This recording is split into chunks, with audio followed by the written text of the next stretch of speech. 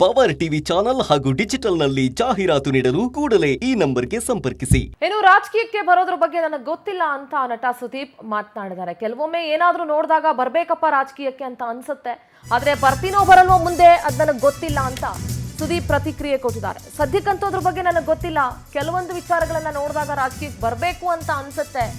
ಸಿನಿಮಾದವರ nut Bolt tight ಮಾಡ್ತೀನಿ ಮಾಡೋದು ನನಗೆ ಗೊತ್ತಿದೆ ಅಂತ ಡಿ ಕೆ ಶಿವಕುಮಾರ್ ಹೇಳಿದಂತ ಹೇಳಿಕೆಗೆ ಸುದೀಪ್ ಪ್ರತಿಕ್ರಿಯೆ ಕೊಟ್ಟಿದ್ದಾರೆ. ನಟ್ಟು ಬೋಲ್ಟು ಟೈಟ್ ಬಗ್ಗೆ ಡಿ ಕೆ ಶಿವಕುಮಾರ್ಗೆ ಹೇಳ್ಕೊಟ್ಟಿದ್ದು ಸಾಧು ಕೋಕಿಲ, ಅದು ಡಿಸಿಎಂ ಡಿ ಕೆ ಶಿವಕುಮಾರ್ ಅವರು ಹೇಳಿದ್ದಲ್ಲ. ರಾಜಕೀಯಕ್ಕೆ ಬಂದ್ರೆ ನನ್ನ ನಟ್ಟನ್ನ ನಾನು ಟೈಟ್ ಮಾಡ್ಕೊಳ್ಳೋದಷ್ಟೇ ನಾನು ನೋಡ್ಕೊಳ್ತೀನಿ ಹೊರತು ಬೇರೆದ್ರ ಬಗ್ಗೆ ನಾನು ತಲೆ ಕೆಡಿಸ್ಕೊಳ್ಳಲ್ಲ ಅಂತ ಬೆಂಗಳೂರಲ್ಲಿ ನಟ ಕಿಚ್ಚ ಸುದೀಪ್ ಹೇಳಿಕೆ ಕೊಟ್ಟಿದ್ದಾರೆ.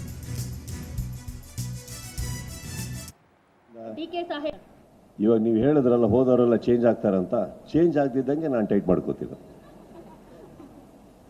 ಫಸ್ಟ್.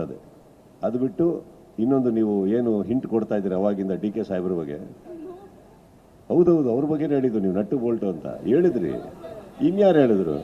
ನಟ್ಟು ಬೋಲ್ಟು ಅಂದ್ರೆ ಅವರೊಬ್ಬರೇ ಬರೋದು ಪ್ರಸಿದ್ಧವಾಗಿ. ಅಂತಂದ್ರೆ ನಾನು ಜಸ್ಟ್ ಆ ಒಂದು ವರ್ಡ್ ನ ನೀವು ಕೇಳಿದ್ರೆ ಡೈರೆಕ್ಟ್ ಆಗಿ ಕೇಳು, ಯಾವ ಇಲ್ಲ ಬೇರೆನು ಕೇಳಬಹುದಿತ್ತು. ನೀವು ನಟ್ಟು ಬೋಲ್ಟ್ ಅಂತ ಯಾಕೆ ಹೇಳಿದ್ರಿ? ಅದೊಂದು ಕನ್ನಡ ಚಿತ್ರರಂಗದಲ್ಲಿ ಒಂದಷ್ಟು ಫೇಮಸ್ ಆಗೋಗ್ಬಿಟ್ಟಿದೆ ಆ ವರ್ಡ್. ಯಾವಾಗಿಂದ? ಅವರು ಹೇಳ್ದಾಗಿಂದ. ಯಾರು ಹೇಳ್ದಾಗಿಂದ? ಡಿ ಕೆ ಸಾಹೇಬ್ ಹೇಳ್ದಾಗಿಂದ ಫೇಮಸ್ ಆಗೋಗ್ಬಿಟ್ಟಿದೆ. ಸೊ ಅದಕ್ಕೆ ಇಲ್ಲಿ ಲಿಂಕ್ ಮಾಡಿ ಈ ತರದೊಂದು ಟಾಪಿಕ್ ಗೆ ಆತರ ಫ್ರಾಂಕ್ ಆಗಿ ಹೇಳ್ತೀನಿ ಕೇಳಿ. ಡಿ ಕೆ ಸಾಹೇಬ್ರದ್ದು ಏನಿಲ್ಲ ಇದ್ರಲ್ಲಿ ಎಲ್ಲ ಕಿತಾಪತಿ ಇರೋದು ಸಾಧು ಕೋಕಿಲ ಅವ್ರದ್ದು.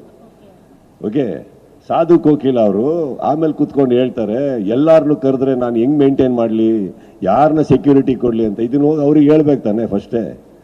ಅಲ್ಲಿ ಬಂದು ಅವ್ರು ಹೇಳ್ದಾಗ ಸೈಲೆಂಟಾಗಿ ನಿಂತ್ಕೊಂಡ್ರು, ಕೇಳಿಸ್ಕೊತಾ ಇರ್ತಾರೆ. ಈಗ ಸಾಧು ಇದನ್ನ ನೋಡ್ತಾ ಇರ್ತಾರೆ. ಇದು ಕಿತಾಪತಿ ಸಾಧುದು, ಬೇರೆ ಯಾರ್ದು ಅಲ್ಲ. ಇಂಡಸ್ಟ್ರಿಯಲ್ಲಿ ಯಾರ್ಯಾರಿಗೆ ವೈಯಕ್ತಿಕವಾಗಿ ಕರೆದಿದ್ದಾರೋ ಎಲ್ಲರೂ ಹೋಗಿದ್ದಾರೆ.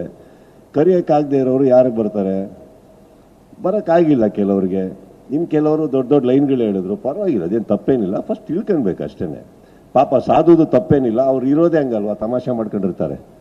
ತಮಾಷೆ ಮಾಡಿಬಿಟ್ಟಿದ್ದಾರೆ, ಅದು ಸೀರಿಯಸ್ ಆಗಿಬಿಟ್ಟಿದೆ ಅಷ್ಟೇ. ಅದು ಫಿಲ್ಮ್ ಬ್ಯೂರೋ ಹೆಡ್ ದೀಪಿಕಾ ನೇರ ಸಂಪರ್ಕದಲ್ಲಿ ಜಾಯ್ನ್ ಆಗ್ತಾ ಇದ್ದಾರೆ. ದೀಪಿಕಾ, ಸುದೀಪ್ ಇವತ್ತು ಒಂದು 2-3 ವಿಚಾರಗಳಿಗೆ ರಿಯಾಕ್ಷನ್ ಅನ್ನ ಕೊಟ್ಟಿದ್ದಾರೆ. ಮೊದಲನೇದಾಗಿ ದರ್ಶನ್ ಮತ್ತು ಸುದೀಪ್ ಅವರ ನಡುವಿನ ಒಂದು ಕಂದಕ ಏನಿದೆ ಅದು ಯಾವಾಗ ಒಂದಾಗ್ತೀರಾ ಒಂದಾಗಲ್ವಾ ಅನ್ನೋಂಥ ವಿಚಾರಕ್ಕೆ ಅವ್ರದೇ ಆದಂಥ ರೀತಿಯಲ್ಲಿ ಒಂದು ರಿಯಾಕ್ಟ್ ಮಾಡಿದ್ದಾರೆ. ಮತ್ತೆ ಸಿನಿಮಾದವರ ನಟ್ಟು ಬೋಲ್ಟು ಟೈಟ್ ಮಾಡಬೇಕು ಅನ್ನೋ ವಿಚಾರಕ್ಕೂ ಕೂಡ ರಿಯಾಕ್ಟ್ ಮಾಡಿದ್ದಾರೆ. ಮತ್ತು ತಮ್ಮ ರಾಜಕೀಯ ಪ್ರವೇಶದ ಬಗ್ಗೆ ಕೂಡ ಪ್ರತಿಕ್ರಿಯೆ ಕೊಟ್ಟಿದ್ದಾರೆ ದೀಪಿಕಾ.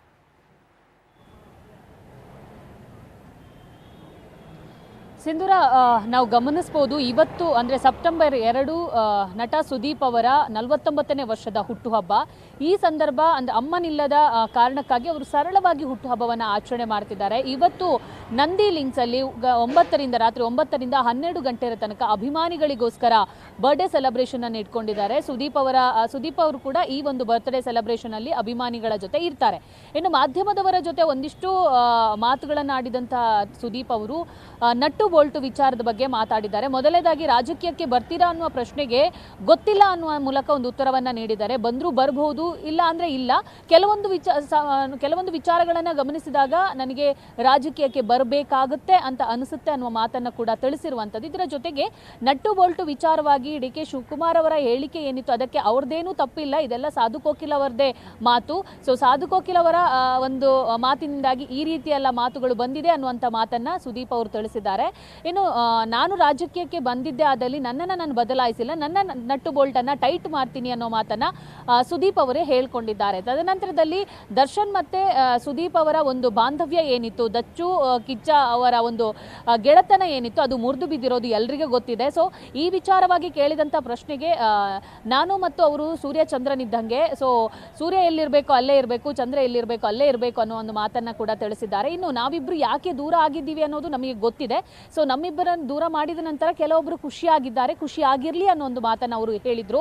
ಇದರ ಜೊತೆಗೆ ಅವರು ಹೇಳ್ತಾ ಇರುವಂಥದ್ದು ಈಗಾಗಲೇ ಅವರಿಗೆ ಸಾಕಷ್ಟು ನೋವಿದೆ, ಆ ನೋವನ್ನು ಭರಿಸುವ ಶಕ್ತಿ ಅವರಿಗೆ ಸಿಗಲಿ, ಸರ್ಕಾರವಿದೆ, ಕಾನೂನು ಇದೆ, ಅದೇನು ಮಾಡಬೇಕು ಮಾಡ್ತದೆ ಅನ್ನುವಂಥ ಮಾತನ್ನು ಕೂಡ ಅವರು ಈ ಸಂದರ್ಭದಲ್ಲಿ ತಿಳಿಸಿದ್ದಾರೆ. ಸಿಂಧೂರ, ಇದನ್ನ ಬಿಟ್ಟು ಅವರ ಸಿನಿಮಾ ವಿಚಾರವಾಗಿ ಒಂದಿಷ್ಟು ಮಾತುಗಳನ್ನು ಕೂಡ ಹೇಳಿರುವಂಥದ್ದು. ಇನ್ನೇನು ಬರ್ತ್ಡೇ ಇರೋದ್ರಿಂದ ನಾಳೆ ಬಿಗ್ ಬಾಸ್ನ ಒಂದಿಷ್ಟು ಪ್ರೋಮೋ ರಿಲೀಸ್ ಆಗುತ್ತೆ ಮತ್ತು ಅವರ ಸಿನಿಮಾಕ್ಕೆ ಸಂಬಂಧಪಟ್ಟಂಥ ಒಂದಿಷ್ಟು ಒಂದಿಷ್ಟು ವಿಡಿಯೋಗಳು ರಿಲೀಸ್ ಆಗ್ಬೋದು ಅನ್ನುವಂಥ ಮಾತನ್ನು ಅವರು ಕೂಡ ಹೇಳಿದ್ದಾರೆ. ಇದರ ಜೊತೆಗೆ ಧ್ರುವ ಸರ್ಜಾ ನನ್ನ ತಮ್ಮನಿದ್ದಂಗೆ, ನಾನು ಸಾಕಷ್ಟು ವರ್ಷಗಳಿಂದ ಧನಂಜಯ ಅವ್ರನ್ನ ನೋಡ್ಕೊಂಡು ಬರ್ತಿದ್ದೀನಿ, ನಂಗೆ ಒಳ್ಳೆ ಸ್ನೇಹವಿದೆ, ಇನ್ನು ಶಿವಣ್ಣ ನಮ್ಮ ಪ್ರೀತಿ, ನಾವು ಪ್ರೀತಿಯಿಂದ ನೋಡ್ತೀವಿ ಅನ್ನೋ ಮಾತನ್ನ ಇದೇ ಸಂದರ್ಭದಲ್ಲಿ ಸುದೀಪ್ ಅವರು ಹೇಳ್ಕೊಂಡಿದ್ದಾರೆ. Okay thank you. ಆಲ್ರೈಟ್.